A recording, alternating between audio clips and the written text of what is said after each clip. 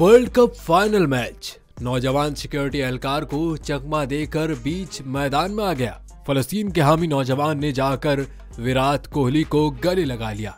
भारतीय अहमदाबाद के Narendra Modi cricket stadium में खेले गए मैच की तस्वीर सोशल मीडिया पर वायरल हो रही है, जिसमें फलस्तीन के हामी नौजवान ने भारतीय बैटर विराट कोहली को गले लगा लिया। तमाशाई सिक्योरिटी एहलकारों को चकमा देकर मैदान में दाखिल हुआ, जिसने फलस्तीनी परचम वाला मास्क पहना हुआ था, जबकि टी शर्ट पर फलस्तीनियों पर बमबारी बंद करो का नारा दर्ज था। तमाशाई के मैदान में आने की वजह से खेल को कुछ देर के लिए रोकना पड़ा। बाद में सिक्योरिटी एहलकारों ने नौजवान को हिरासत में ले लिया।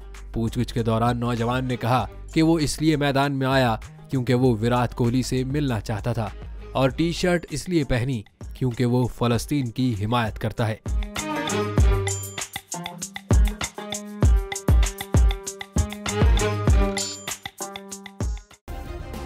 सब्सक्राइब करें और बेल दबाएं ताकि कोई खबर रह न जाए।